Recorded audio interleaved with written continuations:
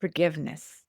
We talk about it like it's the easiest thing in the world. Like if we just implement all the therapy tools out there or spiritual tools or practical tools, you can do it like that and boom, you're free. But let's be real. It's not always that simple because often pain runs deep and there are many layers to it: hurt, betrayal, grief, disappointment, and anger. Sometimes you ask yourself, how do you forgive someone who's never even apologized?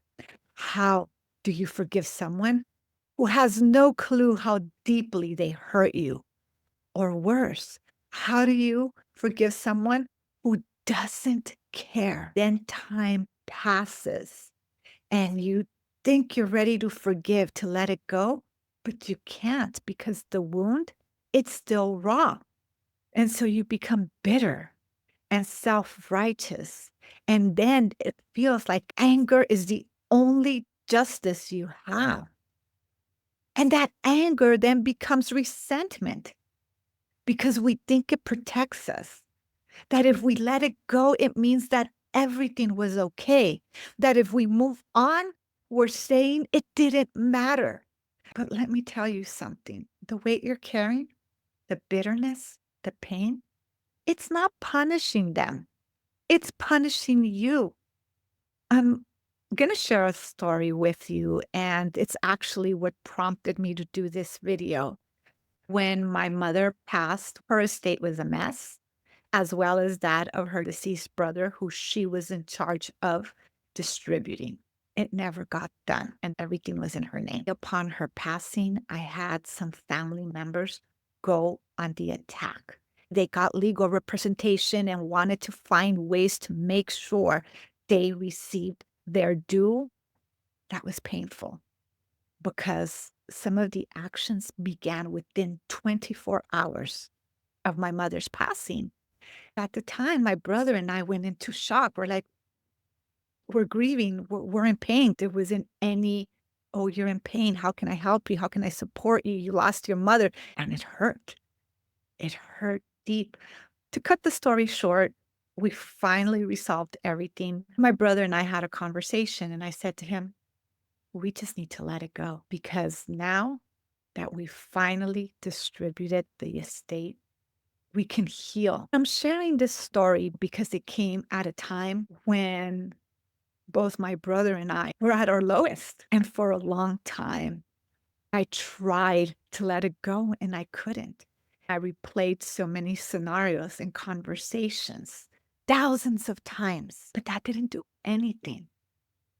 I don't know what your story is, but you shouldn't have to wait that long to forgive. I wish I would have forgiven sooner because most people who know me know that I don't hold grudges. I let things go. I'm not the kind of person that holds on and wants to be right. I'd rather be happy than be right. But in this instant, it was different because I was in deep grief. And I'm not justifying myself, but I want to share this experience because we're all human. You're human. I'm human.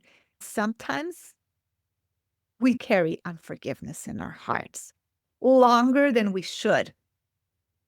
I've done it, even though 9 out of 10 times I'm a let go type of person. I am generally understanding and compassionate. That was my 1 out of 10. You might be having one of those times where the pain runs so deep that you have a hard time forgiving, that the pain becomes your armor. You think it's protecting you, but it's not.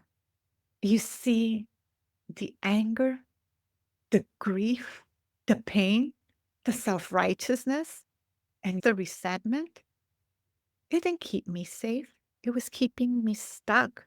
It wasn't letting me move on. And it's doing that to you. Why prolong it? Here's the thing about forgiveness. It's not about saying what happened to you was okay. Whatever happened to you was not okay. It wasn't. But it's about choosing to set yourself free. You've heard this before, but now let it sink in. Remember, forgiveness isn't about them, it's about you. It's about choosing peace over pain. It's about refusing to let the past steal your joy. It's about reclaiming your power. And I don't know what your situation is, and you might be thinking, but they don't deserve my forgiveness. And you know what? Maybe they don't. Maybe what they did to you was so awful that they don't deserve it. Maybe they'll never change, but not at the price of your peace. Peace comes when you stop letting them live rent free in your heart because your mind understands. You are an intelligent person, but the heart doesn't always because you feel the person who hurt you, they're probably not losing any sleep over it. So why should you? If you are ready to get out of your head and get into your heart, connect to your spirit, and forgive, I'm going to share with you some real life tools that can help. Because forgiveness, it's not a decision. Let me repeat that. Forgiveness is not a decision, it's a practice. Release the fantasy of closure. I'm serious. Release the fantasy of closure. That kept me from forgiving for a long time because I wanted the closure of all the legal things related to the estate resolved so I could move on. And don't misunderstand me, it helped. It really did help. But I didn't need that. I could have done it earlier. And so can you. Closure comes from you. It is not an external thing. It is not something of the court system. It is not about the apology. It's about you getting ready to release the pain. You are allowed to move forward, even if they never acknowledge what they did. You can write a letter you'll never send. Put it all out on paper. Pour out every hurt, every emotion. Let it all out. You could say, how could you? Why didn't you? It doesn't matter. Let it all out. Release all pent up feelings you've been holding onto. Then burn it, rip it, let it go. It isn't for them, it's for you. Shift the narrative. Instead of asking, why did they do this to me? Ask yourself, what did this teach me? Now, in moments like this, we don't always want to hear, what did this teach me? What's the lesson here? Let me just be in my anger and my pain. But if we are willing to make that small mental shift, emotional shift, and ask, what did this teach me? There is something to learn. And when you ask yourself, what did this teach me? It's something personal to you. I don't know what it's going to teach you, but I know what it taught me.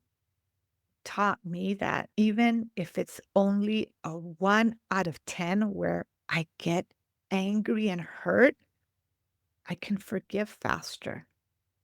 I can let go of the judgments. I don't need to be self righteous. It also taught me I can take my power back. When you put things into practice, when that shift is aligned between your mind and your heart, you decide that the pain has stopped serving you. You decide, and you get to really witness yourself take your power back and wake up a little lighter the next day. But it has to be in alignment with your heart and your mind because understanding something with your mind and feeling it with your heart are not the same thing. When they integrate, when they align, that's where true power comes from. The fourth thing you could do is set boundaries and protect your energy. Forgiveness doesn't mean keeping toxic people in your life. It doesn't mean you have to tolerate them repeating harm.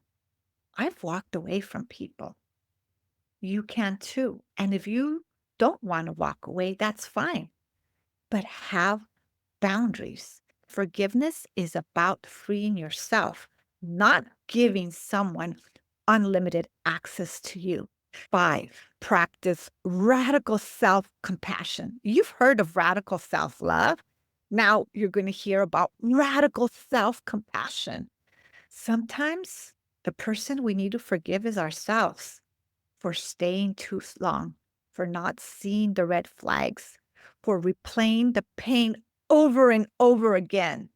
And you say to yourself, why didn't I do this sooner? But listen to me. You did the best you could with what you knew at the time. And now, don't just offer forgiveness to others, offer it to yourself too for the role you've played in a situation, for the ways maybe you were also prideful. I know this is heavy, but remember, every time you let go, you reclaim a piece of your joy. You take back a part of yourself that resentment tried to steal. I challenge you to try any of those five tools. If this spoke to you, drop a heart in the comments. And if you needed a sign to forgive, this was it. Remember, you deserve peace. You're stronger than the pain because healing, it's something we do together.